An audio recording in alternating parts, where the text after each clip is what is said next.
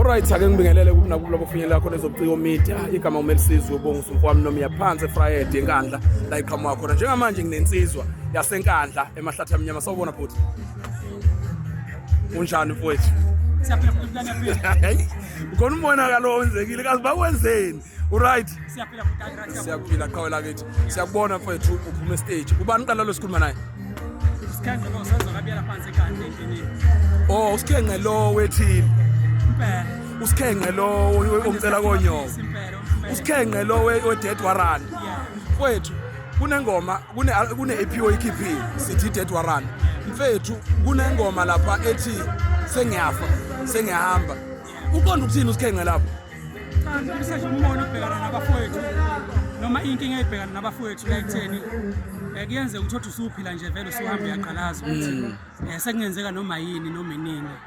so ngidlulisa nje umyalezo kanjalo ukutheni insuku vela ayiseyibalekile ekutheni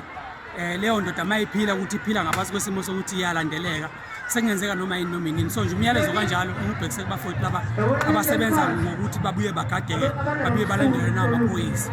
usikhenqe uqala nini ukucula ufika nini endimeni uma usifuna nje ukulandela umuntu umlando sesimtshele ngosikhenqe isikhenqe usenisikhathi kakhulu ngiqala ukucula ngo-2019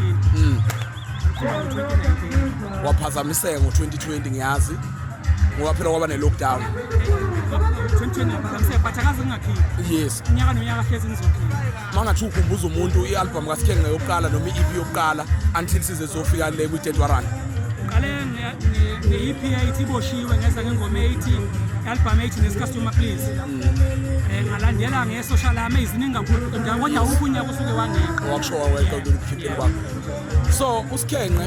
masibuza nje siyibuzela nje general ngawe mayizobhala ingoma kunomantu ahlala nabo phansi noma uvele nje ayibhala ingoma bese ethi ngiyobona phambili cha ingoma ngiyayibhalela yonke ingoma ngiyayibhalela yonke ingoma engangayicula kuthiwa ngayibhalela umuntu zonke nje ngiyayibhalela mina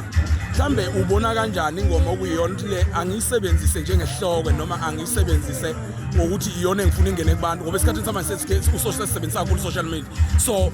njengabaculi niqale nibe nengoma ninothi masuphume nayo studio ubusulokhu i-advertise kubantu ubuka kanjani ukuthi le kufanele ingene kubantu ayi ukama kuba kubuya ngefeeling ukuthi omdala mangizwe nje ukuthi ngine-feeling ewethi leyo ngoma ngiyifake impela ngiyifaka kuyenzeka kenye uyisilethe ukuthi uzoyifaka uma ufika estudio abantu abasestudio bathande enye umsebenzi aletha lweli abantu abasestudio sebenza nabo ngaleso sikhathi ibhand so usikhenqe uke wahlangabezana yini uke wahlangabezana ney'nkinga emculweni kwaze kwafika isikhathi lathi khona hayi yabona-ke manje ngifuna ngisho ukuyeka umculo ukuthi omdala ngizokhuluma nje iqiniso umculo uney'ngqinamba ey'ningi kakhulu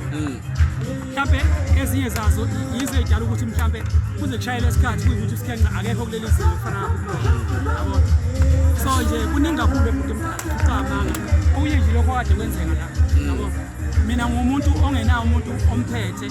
nohamba emcimbini kuyena omkhulumelayo umuntu oyikhulumelayo uma ukuthi khona njengoba emcimbini sengifikile kanje ngidinga ukuthi kube nomuntu onegama uyena ozohamba lapha ukhuluma uma ukuthi abaculi baningi yabo anginawo umuntu kanjalo bhuti omdala yabo so ngicabanga ukuthi ziningi kakhulu ingqinamba kodwa angeke zingithena amandla umculo kuwuthando mhlawumbe into engayiyeke yiyo le mcimbi ngoba sometimes ibuyilimaze kakhulu kule engasiqasha mfuqama because eminye imicimbi iyasibiza thola ukuthi kodwa ayikho imali osuke uzoyithola kuyona bafike bakuxhaphaze futhi khona ingekho imali ozoyithola le suke izongikhokhela ngiyazi ukuthi iyangihlonipha kakhulu ayiwenza amaphutha mhlambe lo mbuzo sesingawubuza nje sikhenqe ikuphi lapho wakafika khona weza ukuthi yazi igama lami la lesithunzi sami sadicilelwa phansi noma kwehla umcimbi wami mhlambe usungamenshi ikuphi lapho wakafika khona leyo ma challenge ukuthi omdala kuyenzeka noma ngingajwayelekile yes abantu abaningi bangihlonipha kunomcimbi abathi World Cup yomaskandi lo mcimbi engihlonipha kakhulu kunomcimbi wakuthiwa i-Mother of All bangihlonipha kakhulu yabo kunomcimbi okuthiwa umbuso wamaciko ukukhulume lokhu uyangihlonipha yabo yabona umcimbi lowenzeke la yonke into from stage manager to abahleli bakhona ngizokukhuluma lokhu mina ngisabumuntu yes from yabo nje la ayifuthi ngize ngiyichaze kodwa nje la bangidlalisa amasimba ngifike ngo-6 yabo ngifike ngo-6 yabo abaculi okuyibona ngathini athi ngiyayikhuluma le kulungile asijampe le sikhenqe kunabafana abakhulayo abancane abahosikhenqe mhlambe imapha ama-advice ongabapha wona njengoba befuna ukungena bebaningi endimeni ababukela kwena? Hayi ukuthi mabethi bafuna ukuzoba usikhenqe abayeke ngoba kunzima. Kunzima. Ziningi nami ezinye izinto engihlanganisa just ukuthi impilo iqhubeke. Yes. Nothi indaba kamaskandi kakhulu. Umaskandi ngiyawenza ngothando nango-pressure abalandeli abahlezi bethi bafuna umsebenzi kaSkhenge. Yabo. Isikhenqe mfowethu ngoba siyakubona ukuthi umoya wakho uphazamisekile nakho mhlawumbe sokubuza bese sibheka kwelakithi eKandla Friday. Mfowethu ukhona omunye umsebenzi owenza eceleni okuphila. Umeneja kanjani ukuthi ukwazi ukungena e-studio uphinde futhi ukhiphela abantu umsebenzi abawudingayo? Sibasincane kakhulu ngizokhuluma iqiniso futhi omdala mina ngisebenza as umuntu o-Uber driver. Yes. Yabo iyona imoto yakithi le engisebenza ngayo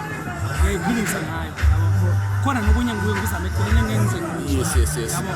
So ngiyakwazi ukuthi ngenze leso sikhathi lapho se-weekend eyi-1 ngihambe ngiyokwenza umsebenzi mhlawumbe Monday mhlawumbe nge-Friday until Sunday then emveni kwalokho ngibuye ngiqhubeke nomsebenzi. Kodwa ngisebenzisa ama-weekend for ukuthi nginemsebenzi yama-record.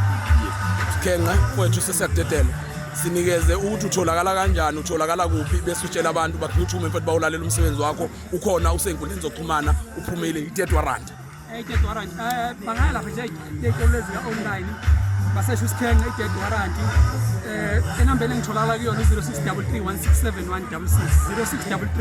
0633 ku-Facebook nginguSkhenge Music, ku-TikTok nginguSkhenge Biyela.